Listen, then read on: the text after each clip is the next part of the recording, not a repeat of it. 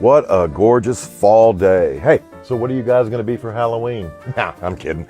Have you guys been to mavenscomic.com though? Did you know I'm going to be in my very first comic book? What assholes. Don't be like these deadbeats. Go to mavenscomic.com. We have different tiers. For as little as $8, you can get your very own copy, or you can even be drawn into the comic with me. I need new friends.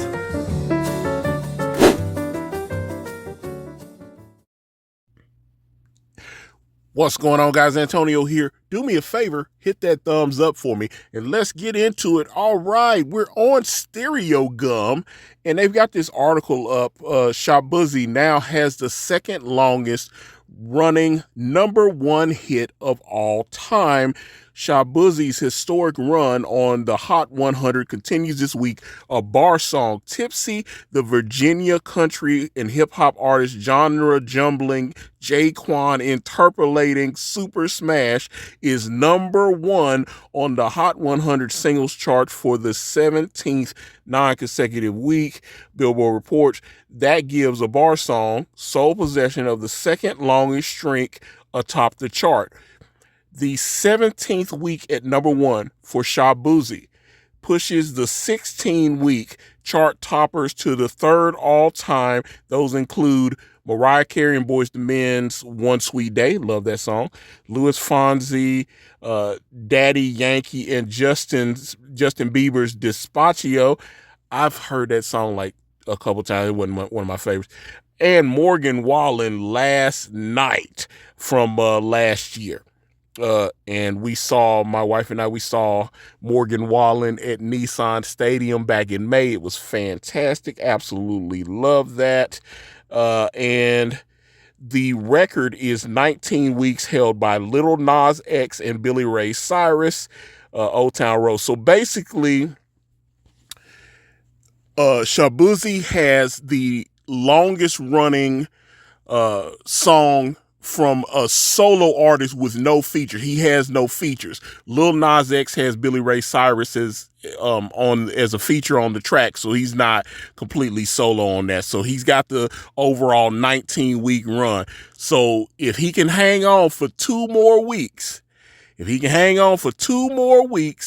then he will tie Lil Nas X, and then if he can go 20 weeks, he will pass Lil Nas X.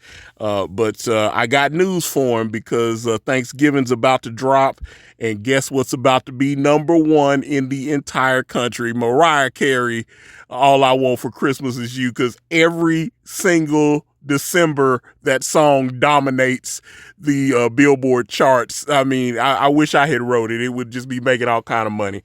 But one thing I did want to ask, I've noticed that Shaboozey seems to be embraced by country music fans in a way that Beyonce's album was not embraced. Why is it that country music fans seem to love Shaboozey and then they rejected Cowboy Carter?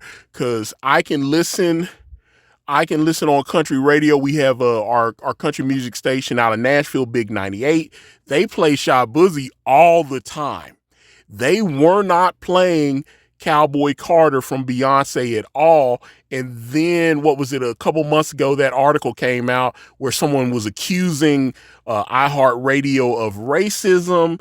And it's like, oh, you won't play Beyonce because she's black. And so then all of a sudden they started playing the Cowboy Carter album. It disappeared after like 3 weeks, though. They did not support it. Beyonce's fans definitely bought Cowboy Carter.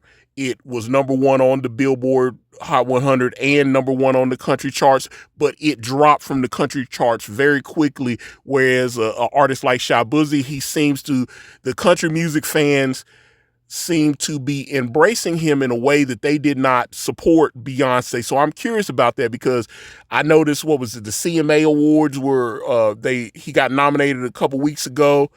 Beyonce didn't get any nominations. He's getting nominated everywhere. The Grammys, ACMs, country music, it's like all these different places where Beyonce seems not to have been embraced in the same way.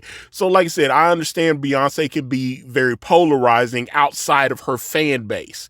Her fans love her, but there are so many people that I thought Taylor Swift had some haters, but Beyonce has some real haters too.